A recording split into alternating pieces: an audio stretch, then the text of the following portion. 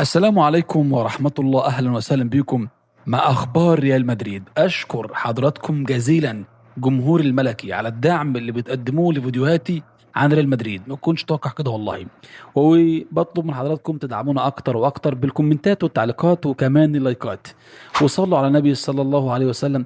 ويلا بينا نخش في أخبار ريال مدريد. امبابي يسير على خطى كريستيانو رونالدو. من دون أن أقع في فخ المقارنات الخطيرة، أشعر أنني أعيش قصة سبق أن شاهدتها من قبل. كيليان امبابي اليوم يسلك طريقا يشبه ما فعله كريستيانو رونالدو في بدايته مع ريال مدريد. الأرقام تقول الكثير، لكن التغيير الرمزي في القميص قد يكون له ما بعده. قدم امبابي موسما مميزا بالرقم 9، سجل 44 هدف في 59 مباراة، حقق الحذاء الذهبي ولقب الهداف، لكنه لم يلمس المجد الجماعي بعد. لذلك كمدريدي ما زلت أشعر أن كيليان امبابي لم يصل بعد إلى قمته. ولهذا عندما رأيت جماهير الريال تتهافت على قميصه الجديد بالرقم 10 فهمت الرسالة. الجميع ينتظر انفجاره الحقيقي. أتذكر تماما ما فعله كريستيانو في موسمه الأول، ارتدى الرقم 9 لأن الرقم 7 كان ملكا لراؤول.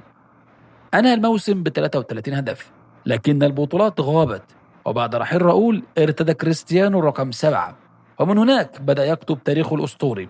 مبابي الذي لطالما نظر إلى كريستيانو رونالدو كقدوة اختار رقم 10 هذا الموسم، هو الرقم الذي حمله أسطورة مثل لوكا مودريتش.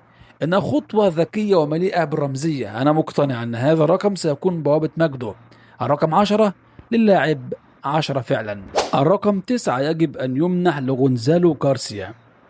كمتابع لتطورات البيت المدريدي لا يمكنني تجاهل ما فعله الشاب غونزالو غارسيا في بطولة كأس العالم للأندية في الولايات المتحدة.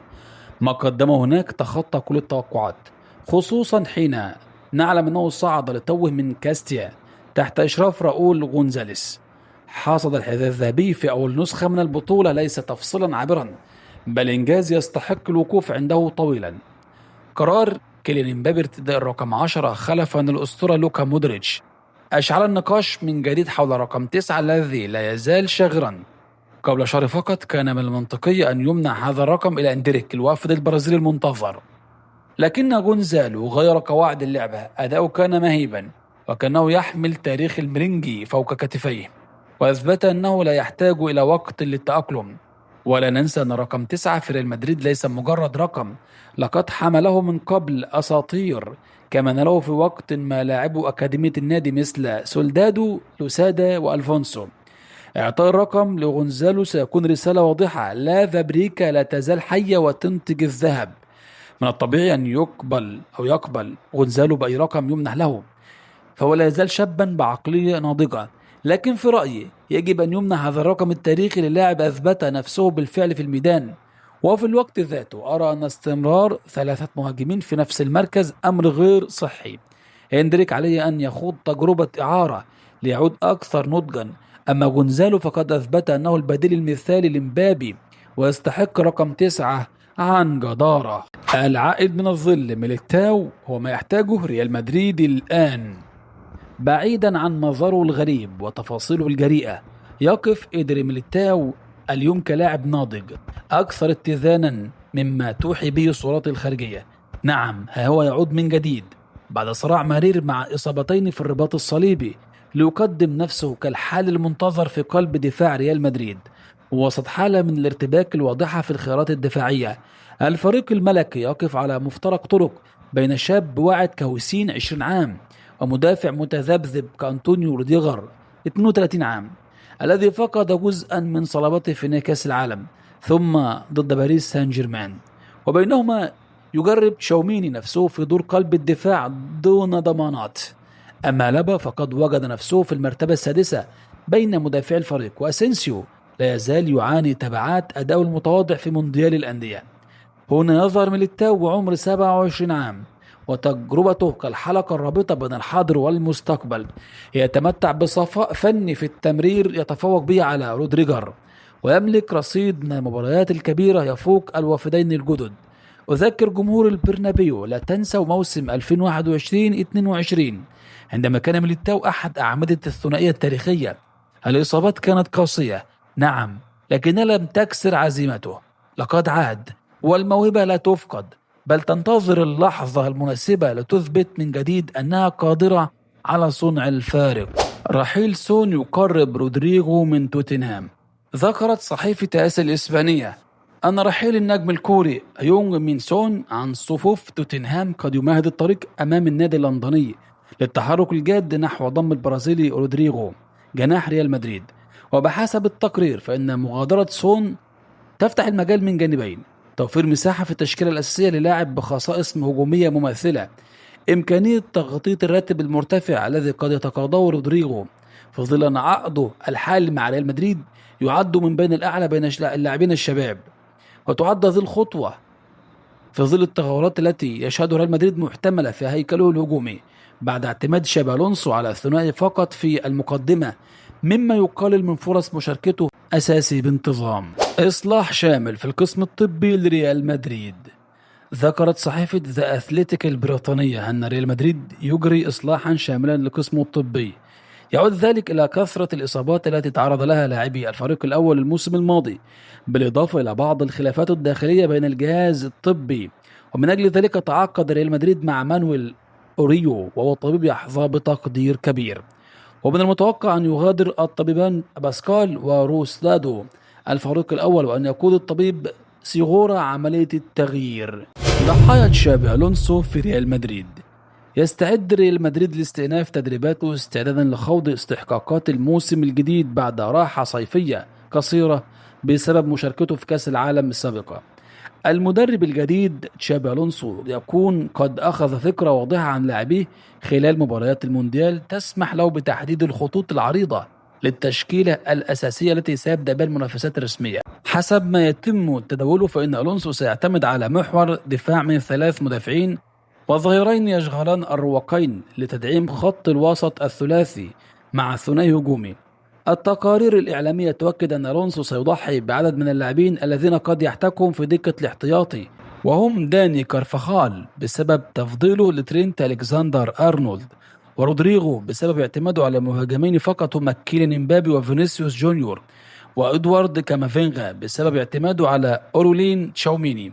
كما سيضحي بأردا غولر رغم تألقه في المونديال بسبب تفضيله لوجود بلينغهام ليكون خلف المهاجمين. امبابي يحرم ماستانتونو من أحلامه مع ريال مدريد. عبر فرانكو ماستانتونو لاعب ريال مدريد الجديد عن رغبته في ارتداء قميص النادي الملكي، لكنه قرر أنه كان حلمه اختيار الرقم 10، لكنه حلمه ضاع بسبب اختيار كيليان امبابي لرقم 10 الأسطوري. وقال ماستانتونو في تصريحات: كنت أتمنى ارتداء رقم 10، لكنه إذا اختاروا مبابي فهو يستحق بكل تأكيد.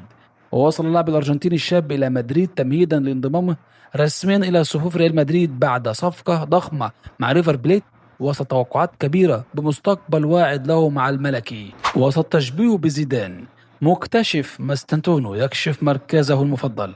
في تصريح سلط الضوء على النجم الأرجنتيني الشاب فرانكو ماستانتونو موهبة ريال مدريد الجديدة، كشف كشاف ريفر بليت السابق دانيال عن المركز المفضل لهذا اللاعب الواعد. بروزويلا الذي يعد أول من اكتشف ماستانتونو يرى أن مركز صانع الألعاب خلف المهاجمين هو الأنسب لتوظيف قدرته بالشكل الأمثل. وقال بروزويلا: فرانكو يحب أن يكون قائد الأوركسترا، هو بحاجة إلى الكرة في قدميه لأنه يملك لوحة شطرنج في رأسه. رغم أن ماستانتونو لعب أحيانا على الأطراف، فإن أبرز ما يميزه بحسب بروزويلا هو قدرته على قراءة اللعب وصناعة الفرق من العمق بفضل تمريراته الدقيقة وحركاته الذكية بين الخطوط. لكن ما يجعله مختلف حقا كما يؤكد مكتشفه هو عمله بدون الكرة، لأنه قال إنه لاعب ذكي في الضغط، يعرف متى يتحرك وكيف يقطع المساحات. رد فعله سريع بعد فقدان الكرة، وهي سمة نادرة لدى اللاعبين في سنه. وفي تشبيه لافت لم يتردد بروزويلا في مقارنته بأحد أعظم من لعبوا في ريال مدريد: ماستانتونو يذكرني بزيدان، إنه لاعب أنيق للغاية.